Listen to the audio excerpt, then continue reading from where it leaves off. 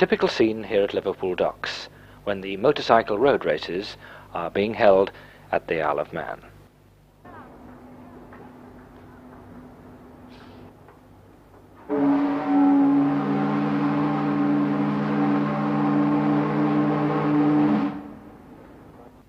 The Southern Hundred is perhaps one of the last remaining uncommercialized road races left in the world.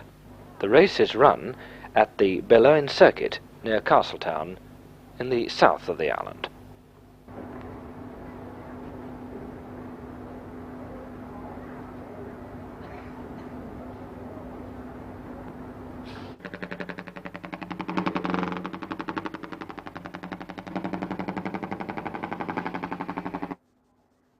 Leslie Martin, a rider of many successful races, both here and abroad, paints the background to this popular event.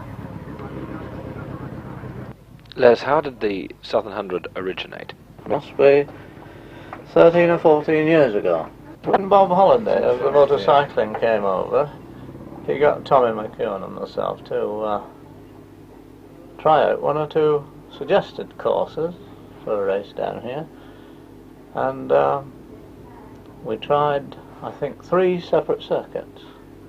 One was worked out at about 22 miles, and then we came down to a 6 mile, a shorter circuit, and the third effort, the third and last effort, was this one they have now.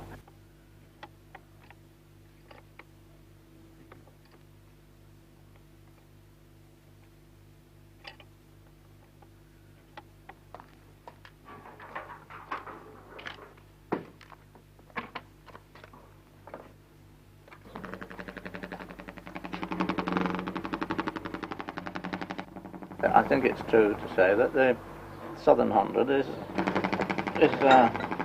almost equal, if not quite equal, to the Manx Grand Prix.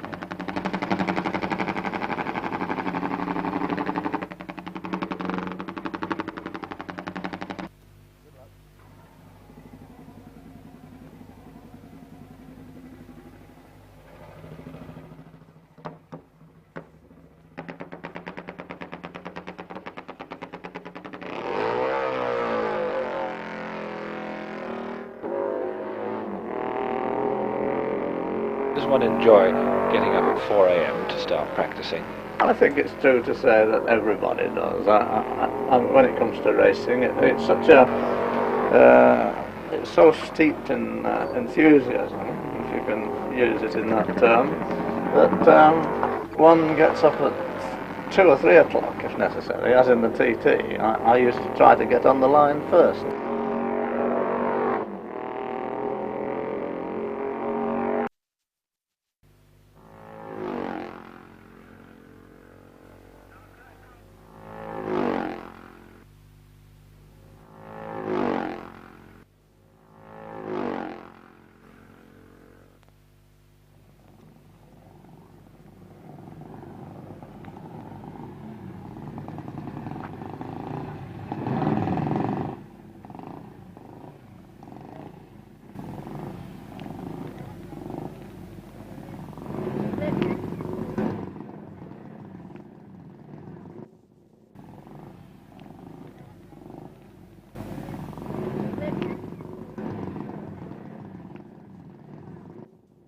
How long have you tuned these engines up?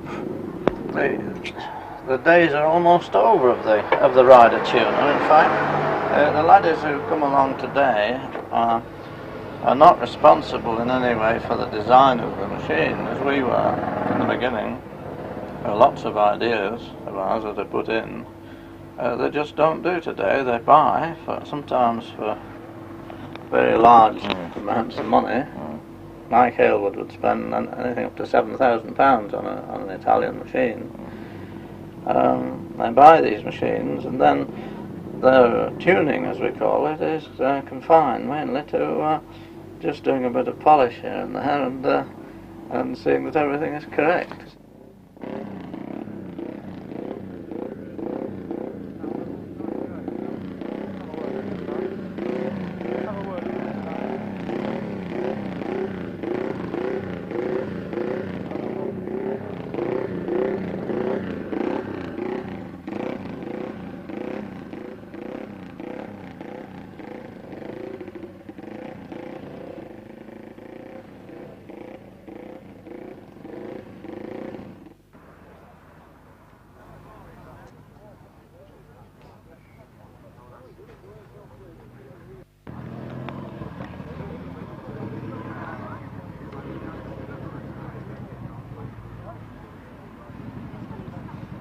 would pay attention to such little items as the sole of the shoe. A lot of riders put a rubber sole on the shoe for grip. Personally, I don't like that. I put a tip. I have a tip on. Because if you have a full rubber sole and you fall off, then you go head first. You see, it grips. If you land on your feet, as you very often do, you can't slide.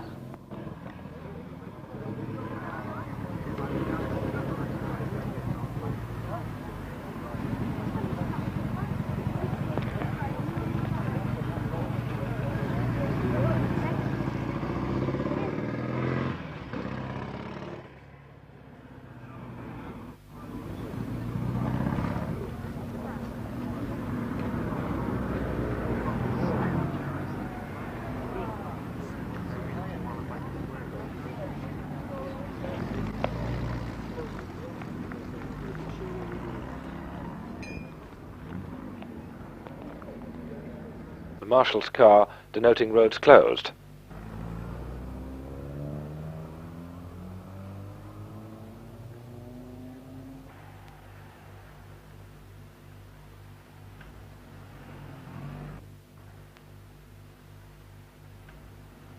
Start with a dead engine. You've warmed up and you do a lap of the course. And it can be fatal too if you have more plugs than you're carrying in your spares. Because you can't get to the start then. If you're a fast enough chap, you'll get a fairly forward position on the grids. The grids are marked out on the road in paint, you see. And if you get on a second or third line, then you have a bit of scrambling to do.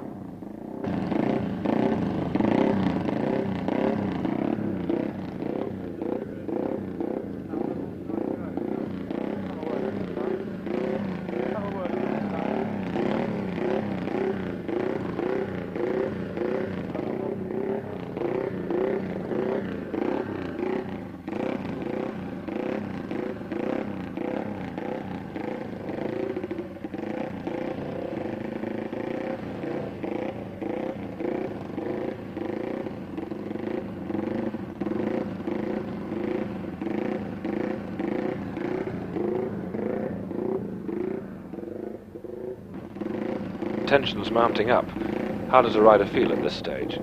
Unless a rider feels thoroughly excited, quite excited, he shouldn't be in the game, because it's that excitement that started him off. Some of us we don't appear to be excited, but there's always that inside feeling, you see. And of course, as soon as you get off the mark, it all goes.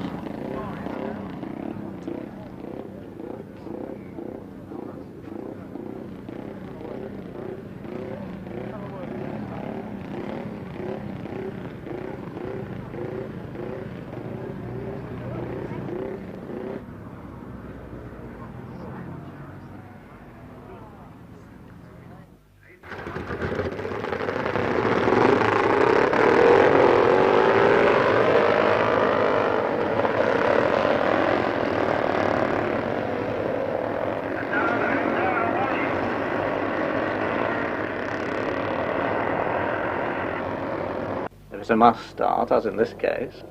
It's a nice thing to do, to grab the lead, but if you do, well, you've got the responsibility for staying in front without any means of judging exactly how far you can go safely without busting your engine.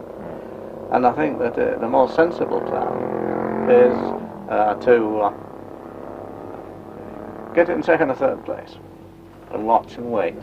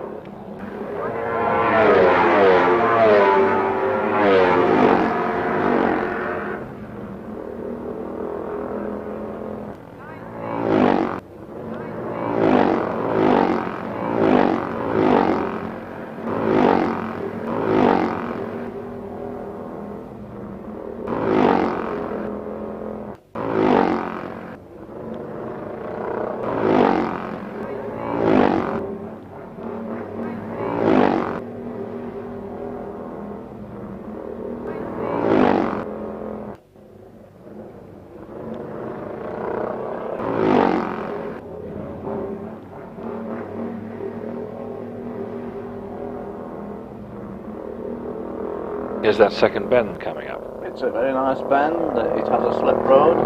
If you did overdo it, if you found you couldn't get round, you're going too quickly to get round, then you can go straight on for a few yards until you come to the rope and then turn back and join the queue.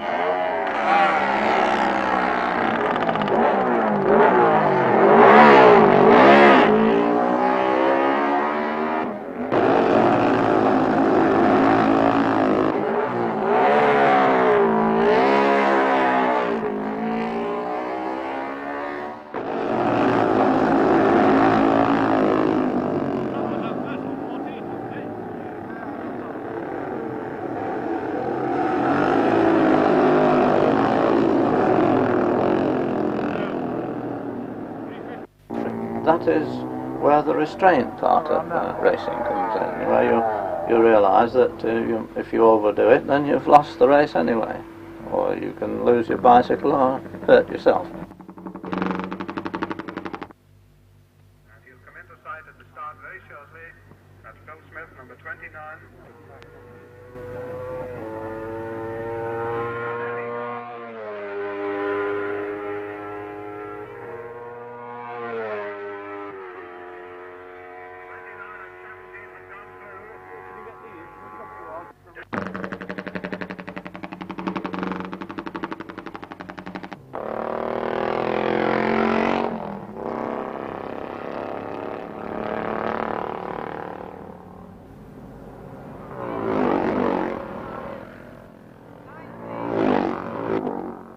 Of course, watch for riders who go wide, those who have run a little bit too quickly, because they're liable to come off.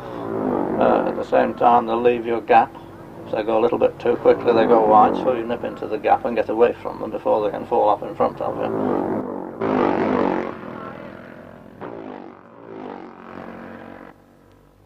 You'll notice that most riders, for some reason or other, and I think it's largely due to the motoring they do on the roads normally, they pass on the right. What I do is to take the left, usually. I cut in, wherever there's a gap I dive for it.